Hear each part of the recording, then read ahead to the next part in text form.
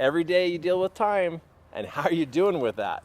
Maybe it's time to learn the 5.5 effective time management tips that can literally help you with your time management to lower your stress. Watch closely.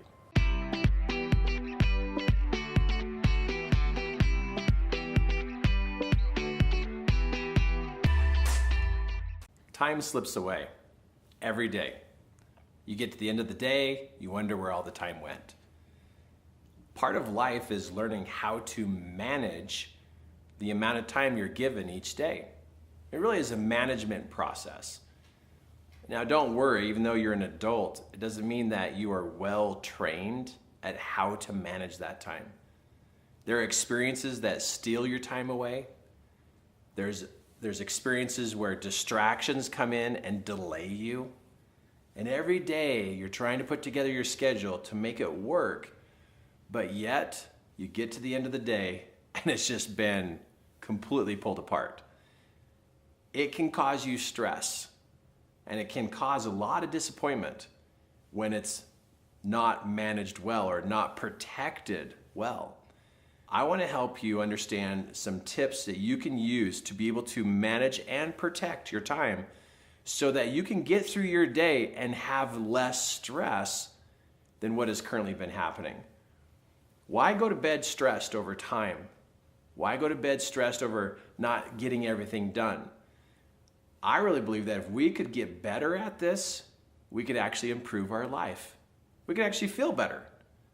We could actually feel more accomplished.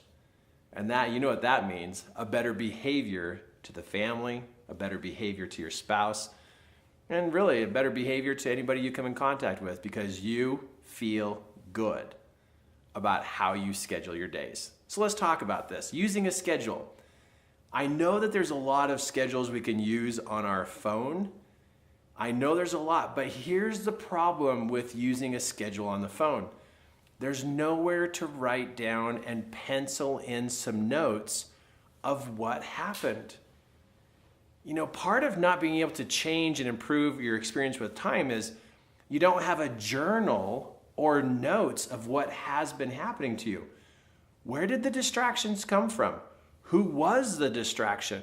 When exactly did this distraction hit? Where did that other experience come from? Who brought that on? What did you forget? You see, I think it's actually important to get down to a much more basic level of managing your time so that you can write notes. Now, I think what would be powerful is to literally print off a schedule on cardstock, something that can last through the day. And it's got the 6 a.m. or 5 a.m., whichever time you get up, clear till your 10 o'clock or 11 o'clock at night when you go to bed. But it's got all the times along there, but you also can use a pen or pencil to write down notes over on the side column of this cardstock piece of paper, and for you to be able to track what is happening. Because you can keep trying to put your schedule together, but if you don't study the distractions and don't study the frequency and where you tend to have distractions show up, you're not going to have the power to be able to change those things or even predict that it's a possibility to happen again. I'm going to guess, and I bet I'm right, if you were to track your time and your schedule and what kind of things are happening to you along the way, you become much more aware, much more wise to the circumstances, the distractions, because when it's untracked, you don't have the power to change. But when you do track it, your awareness goes really high. I was mentoring a homeschool set of parents who were running, homeschool at their home, and they were struggling with time. And I proposed the idea to them. I think you guys need to write this down. And they said, oh, we do write it down, Kirk. We have a whiteboard. We write down the schedule. But by the end of the day, it's all erased and changed and everything. And I said, but where's the notes? Where's the tracking notes of what did happen? What went wrong? What went right? They didn't have any notes. They had no history written down for them to study the patterns of their family or the patterns of them individually. Within 7 days of writing down on a cardstock piece of paper, turned side, 8.5 by 11 this way, where they could have the calendar down one side and then notes down the other side of the paper, they began tracking those 7 days, huge ahas. They began to notice the behavior of their children, when they would start to act up and act out, and when they didn't want to follow the calendar and they didn't want to follow the schedule. They noticed their own behaviors.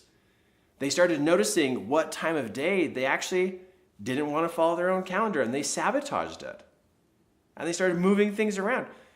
But they couldn't have made the changes unless they had been tracking what has been happening. And I propose the same thing to you. If you were to track it, where you can keep notes, you're going to find what's happening. But you may be doing what everybody else is doing. Just plugging away, pounding it out every day, being frustrated, being disappointed, getting to the end of the day, feeling like your day and your schedule didn't really go as planned. Track it. You'll get more aware of what it takes to be able to make it work better. Now, in your schedule, is there white space? White space means time that is scheduled for nothing to happen. When I see somebody who's stressed and they just are overwhelmed and stressed, I look at their calendar and everything is back to back. They don't schedule time for driving. They don't schedule time for preparation. Dinner is at 6 and their last appointment ended at 5:30. And are they supposed to make dinner in 30 minutes?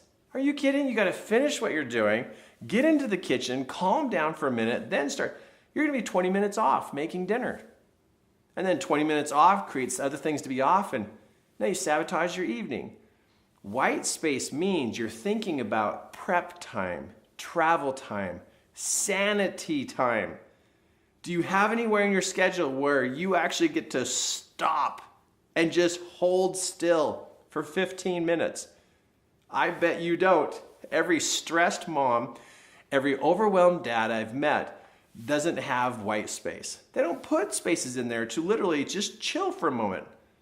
When your mind gets on overload, what happens is you make irrational decisions. Not rational. You start making decisions based upon emotions and hunger pains. And then you mess up the day. But without time to just stop and chill for a moment, you're setting yourself up for problems. White space means preparation time, travel time, and then also chill time. Add those 3 in there. Add those 3. Kim and I, my wife and I, when we were grocery shopping, we thought, well, let's go grocery shopping. It's going to take a half an hour.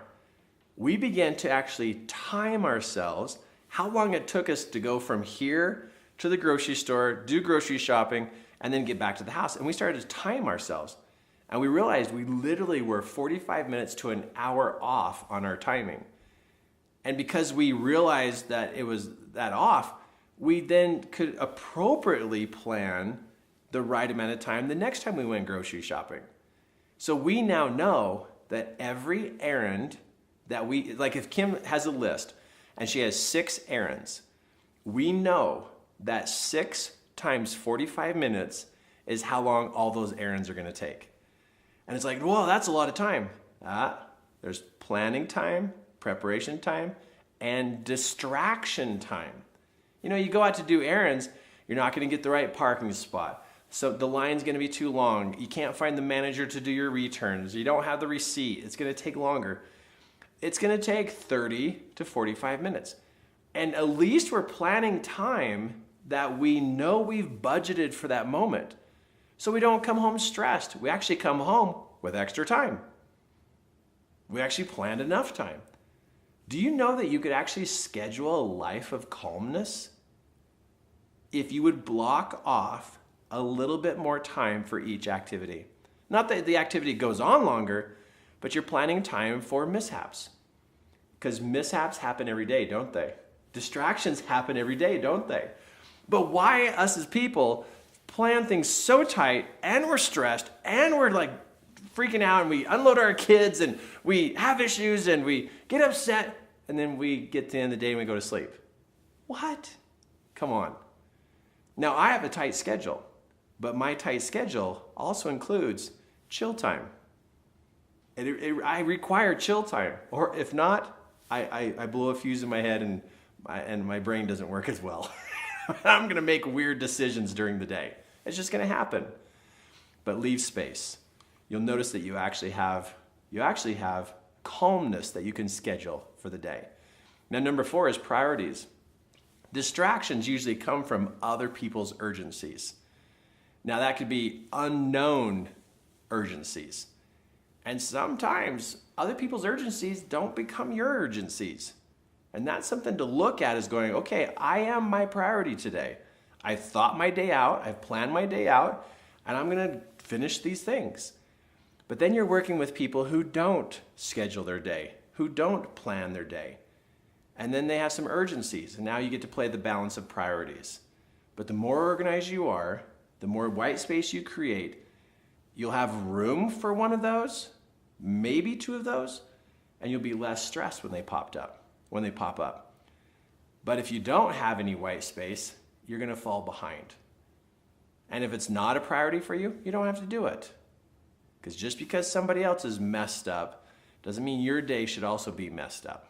And I know there's lots of scenarios behind that, but the idea is for you to plan and have some white space moments, and also be able to consider that what you have planned is really important. The other part is, can you stop? Do you have somewhere in your schedule that says stop? Is it 7 o'clock at night, 9 o'clock at night, 10 o'clock at night?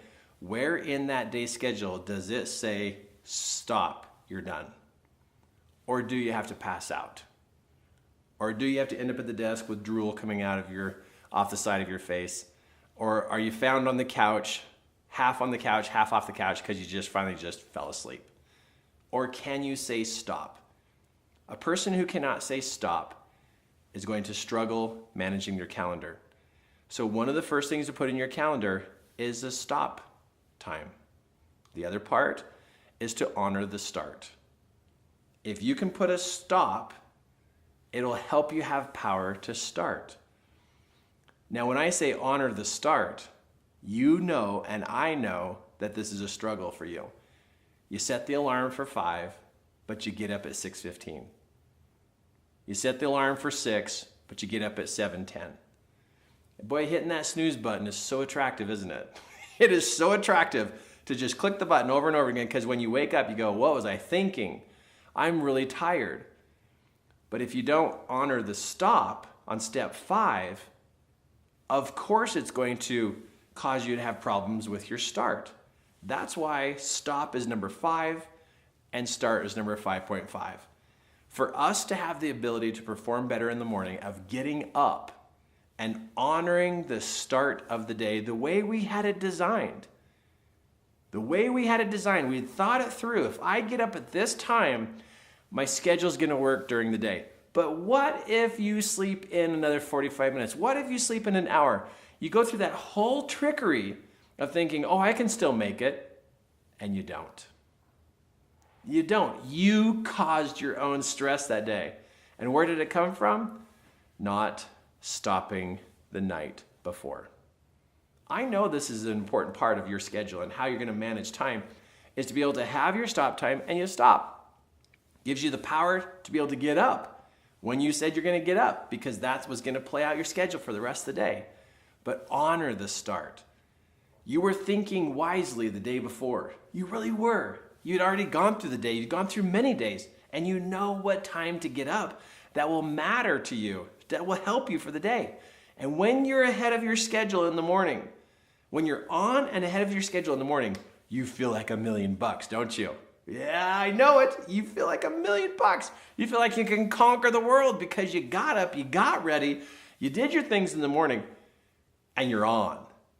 But man, when you get up and you're behind, it can set the tone for the whole day.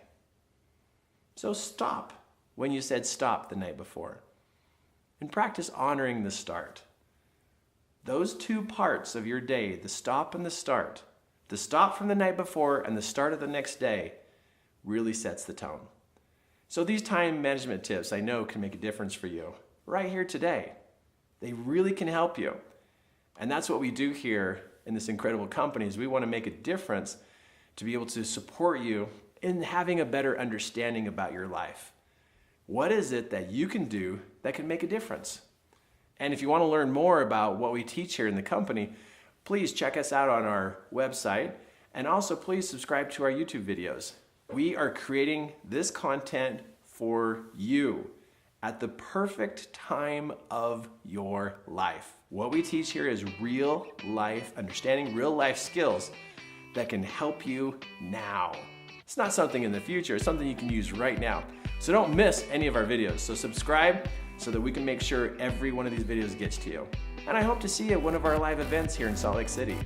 They're incredible to help you be able to make a difference in your life today, because your life matters.